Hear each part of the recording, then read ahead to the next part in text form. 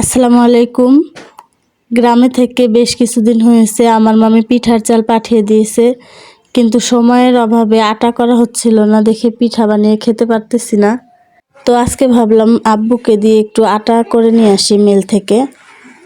তাই চালগুলো ভালোভাবে ধুয়ে আম্মু বস্তায় উঠিয়ে দিচ্ছে। এই তো মেশিন থেকে আটা ভাঙিয়ে নিয়ে আসা হয়েছে। ভাবলাম একটু চিতই পিঠা বানানো যাক। পিঠা বানানোর জন্য আমি আটা নিয়ে নেব 3 বাটি। গরম গরম চিতই পিঠা শীতের দিনে খেতে ভালোই লাগে। এখন আটার মধ্যে দিয়ে দিব 1 চামচ লবণ। এখন আমি আটাটাকে একটু হাত দিয়ে মাখিয়ে নিব, লবণটা ভালোভাবে যাতে মিশে যায়। এখন অল্প অল্প করে কুসুম গরম পানি দিয়ে আটাটা মাখিয়ে নিব। খুব ভালোভাবে মাখাতে হবে। এই কাজটা একটু সময় নিয়ে করলেই ভালো হয়। ভালোভাবে মাখিয়ে নিলে পিঠাটা বানাতে সুবিধা হয়, অনেক সফট হয়, খেতেও ভালো লাগে।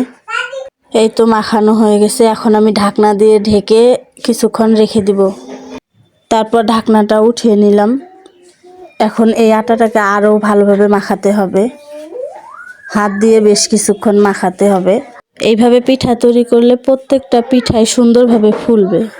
এখন আবার অল্প অল্প করে কুসুম গরম পানি দিয়ে পাতলা করে নিব। অবশ্যই কুসুম গরম পানি দিতে হবে। অতিরিক্ত গরম পানি দিলে আবার পিঠাটা ফুলতে চাইবে না।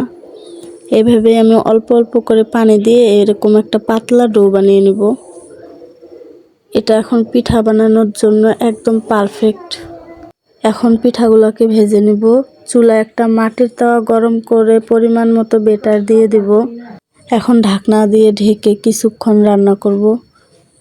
এই তো আমার পিঠাটা হয়ে গেছে। দেখতেই পারছেন কতটা পারফেক্ট হয়েছে। এখন পিঠাটাকে উঠিয়ে নিব। এখন চাইলে এই পিঠাটাকে দুধের মধ্যে ভিজিয়েও খাওয়া যাবে, কিন্তু আমরা চাটনি দিয়ে খেয়েছিলাম। গরম গরম পিঠা চাটনির সাথে খেতেও খুব ভালো লাগে। ধনিয়া পাতার চাটনি, বাদামের চাটনি। ভিডিওটি ভালো লাগলে লাইক, কমেন্ট, শেয়ার করে দিবেন। আল্লাহ হাফেজ।